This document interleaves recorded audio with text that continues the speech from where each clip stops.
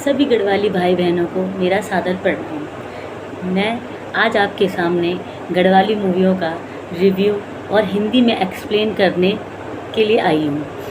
आज मैं आपके सामने जितनी गढ़वालिया मूवी हैं उनको हिंदी में एक्सप्लेन करूँगी। कई लोग हैं जो मेरी जनरेशन के हैं, उन्हें ना तो गढ़वाली समझ में आती है, कई लोगों को तो बोलनी तो कई लोगों को नहीं आती, वो समझ में भी बहुत कम लोगों को आती है। तो मैंने कहा चलो क्यों ना कोई अपनी गढ़वाली मूवियों का रिव्यू किया जाए और हिंदी में उन्हें एक्सप्लेन किया जाए। आज मैं आपको मेरी जो पहली मूवी है संघर्ष, ये गढ़वाली मूवी है, आप जाके चेक कर सकते हो और आप मेरा रिव्यू लो। मैं आपको हिंदी में एक्सप्लेन करूँगी, उसके बाद अपनी जाके मूवी को देखना और फिर आपको वो मूवी ईज़िली से समझ में आ जाएगी। इसमें आप अपनी संस्कृति, अपने पहाड़ सब आदि देखने को मिलेंगे। चलो मैं आपको अपनी जो फर्स्ट मूवी है संघर्ष उसके बारे में बताती हूँ। इसके लेखक हैं धीरज गोदियाल। धीरज गोदियाल हैं जो क्या नाम है, एक लेखक है और ये सच्ची घटनाओं पर आधारित मूवियाँ बनाते हैं और इन्हें चलचित्र के माध्यम से लोगों के आगे प्रस्तुत करते हैं, लोगों के संघर्ष को समझकर और उन पे मूवियाँ बनाते हैं। तो आज मेरी मूवी है एक खंड विकास अधिकारी की। ये क्या है, ये होता है ब्लॉक डेवलपमेंट ऑफिसर, जो उसका इस पद तक पहुंचने के लिए जो संघर्ष हुए हैं वो उसमें बताती है कि वो कैसे कैसे इस पद पर जाके पहुंची। चलो मैं आपको आगे बताती हूँ। इस मूवी की मेन हीरोइन है आराधना और वह एक पद पर कार्यरत हैं जिस पद का नाम है खंड विकास अधिकारी। आप कह सकते हो इंग्लिश में ब्लॉक डेवलपमेंट ऑफिसर। अब इसमें ये बताया जाता है मूवी में कि ये कैसे कैसे करके एक पद तक पहुंची है, इसने कितनी बलिदान दिए हैं, कितना सेक्रीफाइस किया है, क्या क्या हार्ड वर्क किया है। और इस मूवी में स्टार्टिंग में इसके पिता को दिखाया जाता है। इसके आराधना के पिता जो हाथ से विकलांग होते हैं और उनका अपना एक घट होता है, घट को कहते हैं हिंदी में चक्की, एक अपनी चक्की होती है और जो पानी से चलती है। गांव में जो होते हैं, जो घट होते थे पुराने वो पानियों से चला करते थे, उन्हें घट कहा जाता था। उसमें दिखाया जाता है कि उसके पिता के घट इतना खास चलता नहीं था। लोग गांव में जो और घट थे उनके पास ज़्यादा जाया करते थे, उनके पास कम थे। इससे पहले ही गांव में आप लोगों को पता है आजकल जनसंख्या इतनी कम रह गई है, सब शहरों की ओर अग्रसर हो गए हैं। फिर मूवी में दिखाया जाता है कि साधना और साधना की जो फ्रेंड है वो घर आ रहे होते हैं, उनका आज कॉलेज का लास्ट दिन होता है। तो उसकी फ्रेंड उससे पूछती है, आराधना मैं तो अब देहरादून जा रही हूँ पढ़ाई करने के लिए, तुम क्या करोगी, तुम तो पढ़ने में बहुत अच्छी थी। तो आराधना कहती है मुझे बीएड करना था, पर मेरे घर के हालात इतने अच्छे नहीं है कि मैं बीएड कर पाऊँ।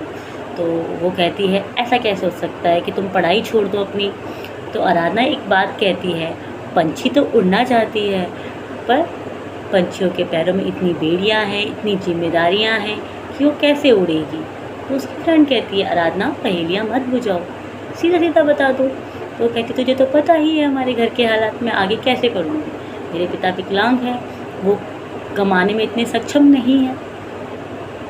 फिर आगे शुरू दिखाया जाता है कि आराधना के पिता एक दुकानदार के पास जाते हैं जिनके गांव की दुकान होती है और दुकानदार का नाम होता है हरी, जो उसको एक ऐसा कैरेक्टर दिया गया है जो आपको पता है जो दुकानदार लोग होते हैं, मुंशी होते हैं, अगर उनसे उधार ले लिया जाए तो वो कैसे चिड़चिड़े और कैसी कैसी बातें करते हैं।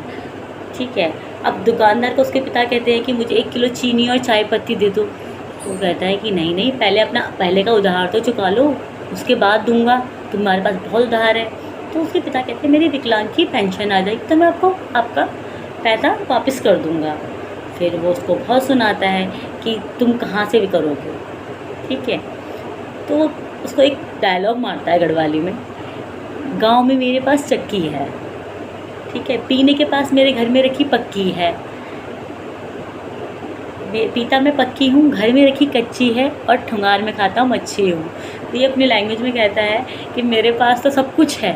उसका कहने का अर्थ होता है कि मेरे पास सब कुछ है पर तुम्हारा क्या होगा, तुम्हें तो अपना उधार चुकाना ही पड़ेगा।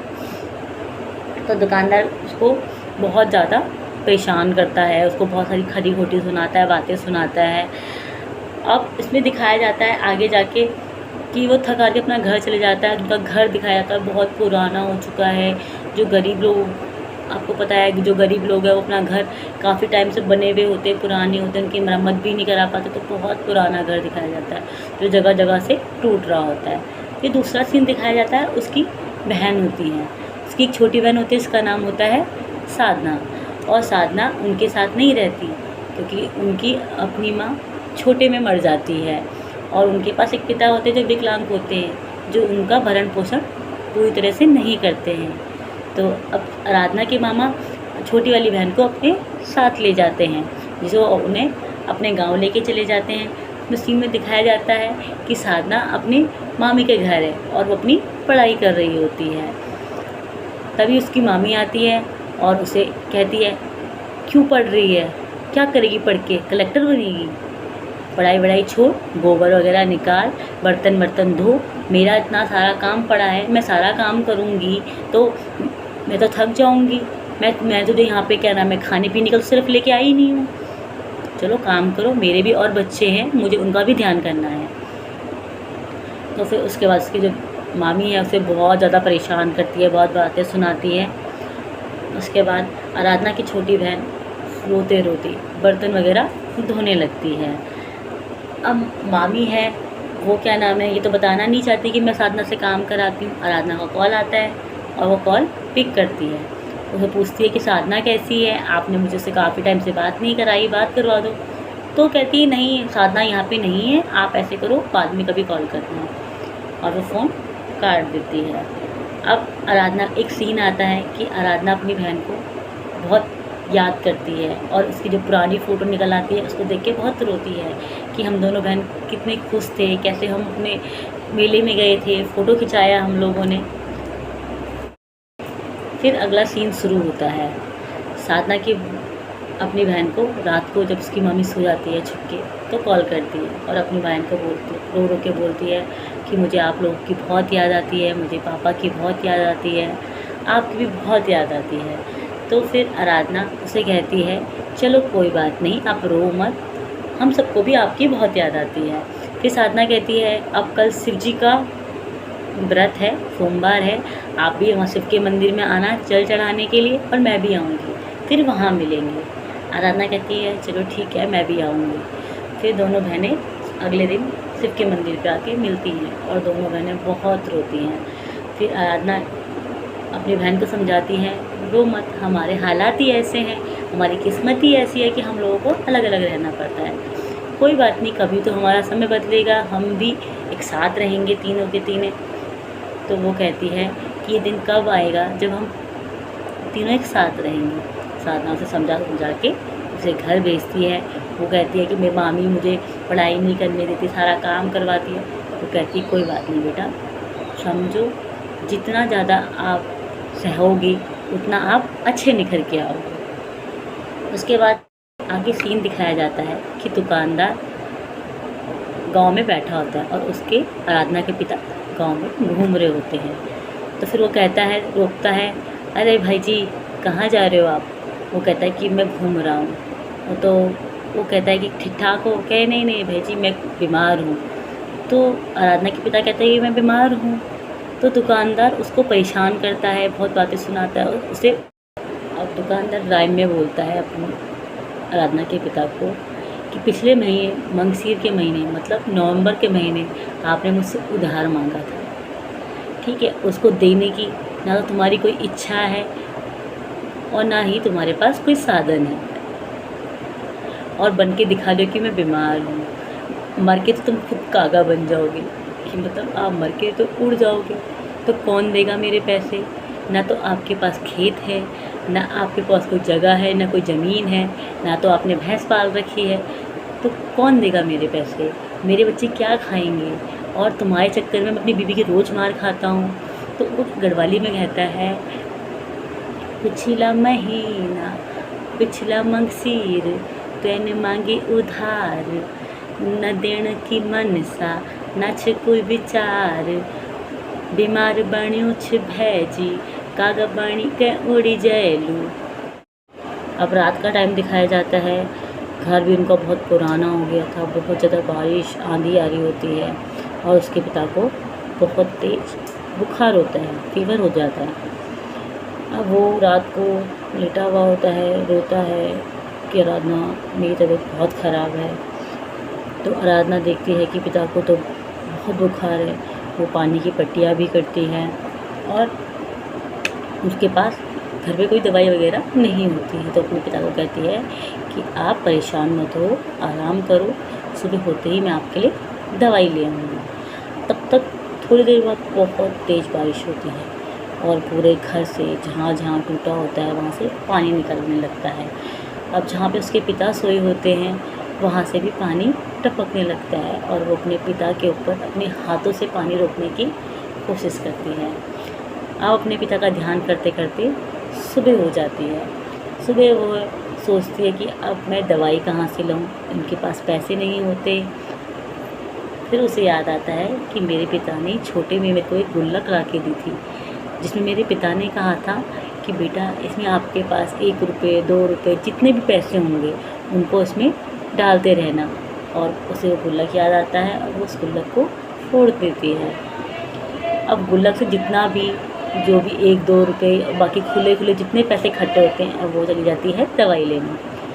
अब ये वाला सीन देख के मुझे बहुत ही ज़्यादा अच्छा लगा कि मतलब इसको कितने अच्छे से फिल्माया इन लोगों ने कि एक बेटी अपने पिता के लिए कितना संघर्ष करती है। वो जाती है दुकान में, दवाई लेती है डॉक्टर से।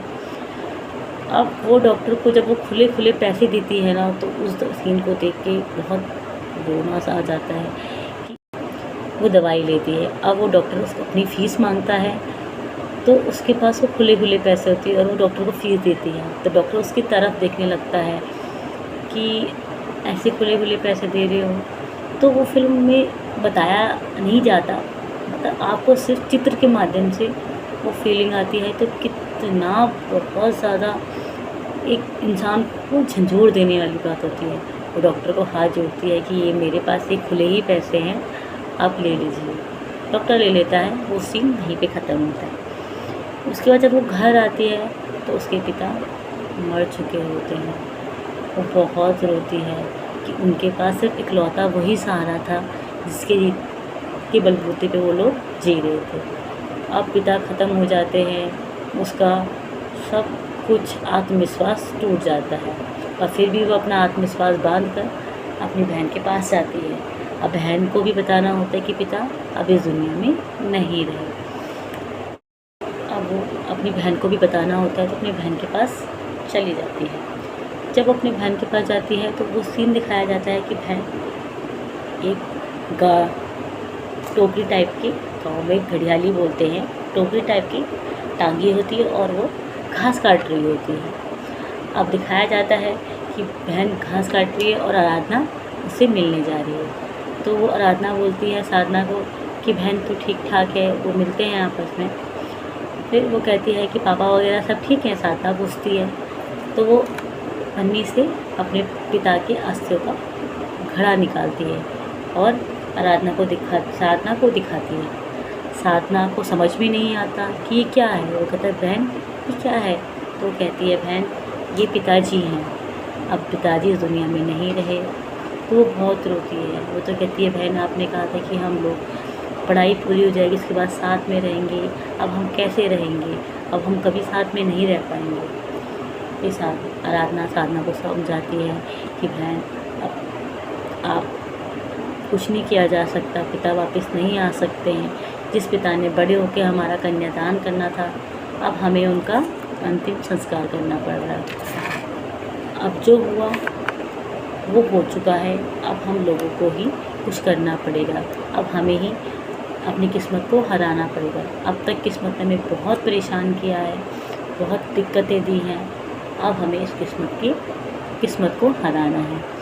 तो अब आराधना अपने गांव वापस आती है और वो अपनी एक चाय की दुकान खोलती है। अब चाय की दुकान तो खोलती है पर आसपास के लोगों को तो राज आता नहीं है। तो जो दुकानदार होता है वो हरी आता है, वो उसको बहुत सुनाता है। वो कहता है कि मेरा पैसा कौन चुकता करेगी नहीं करेगी, या मैं अपने पंचायत बुलाऊं जो पंचायत में 5 लोग होते हैं उनको बुलाऊँ, फिर मेरा पैसा देगी। तो कहती है नहीं, मैं आपका पैसा दूँगी। तो कहता है कि दुकान क्यों खोली, इससे कौन सा पैसा मिलेगा, ये चाय बनाने से कौन तो मेरा कर्जा चुका पाएगी। तो कहती है मैं चुका लूँगी, ऐसा कुछ नहीं है कि लड़कियाँ भी काम कर सकती हैं। तो कहता है लड़कियों का काम तो सिर्फ घास काटना होता है, और ये गारंटी रोजगार जो होती है गाँव में, आपको पता है मनरेगा की योजना होती है, वो जाओ वहाँ पे काम करो, उससे पैसा मिलेगा, इस दुकान से कोई पैसा नहीं मिलेगा। तो वो उसको कहती है कि ये सब छोटी सोच है कि लड़कियाँ ऐसे काम नहीं कर सकती हैं, लड़कियाँ भी ऐसे काम कर सकती हैं, वो भी दुकान वगैरह चला सकती हैं। फिर उसमें शुरुआत में दिखाते हैं कि इसके सबसे पहले 2 ग्राहक आते हैं उसकी चाय की दुकान पर। उन्हें चाय देती है, पहले से तो 20 रुपये मिलता है उसको, उसे बहुत खुशी मिलती है। फिर वो दिन भर काम करती है, अपने जो पिता की है जो घट है, चक्की है, उसको दोबारा चलाती है, घर चलाती है, चाय की दुकान चलाती है। धीरे धीरे कई लोग चाय पीने आने लगते हैं, दुकान चलने लगती है। अब वो दिन भर तो दुकान चलाती है और रात को पढ़ाई करती है, और वो बताती है कि ज़रूरी नहीं है पढ़ाई के लिए कोचिंग ज़रूरी नहीं है, कोई ऑनलाइन कोचिंग ज़रूरी नहीं है, सिर्फ मन में विश्वास होना चाहिए और एक जगह मन का ठहराव होना बहुत ज़रूरी है। और वो पढ़ाई करती है। पढ़ाई करने के बाद कुछ टाइम के बाद वो अपना जो एग्ज़ाम है वो करेक्ट कर लेती है, उसका सिलेक्शन हो जाता है। उसका सिलेक्शन अपना खंड विकास अधिकारी पद पर हो जाता है। अब वो बहुत खुश होती है, अपनी बहन के पास जाती है, उसे बताती है कि क्या नाम है कि मेरा सिलेक्शन हो चुका है, मैं एक अच्छे पद पे आ चुकी हूँ, अब तो टेंशन मत ले, तेरा भी 12th हो चुका है, उसके भी 12th में बहुत अच्छे मार्क्स आते हैं, और अब हम दोनों साथ में रहेंगे।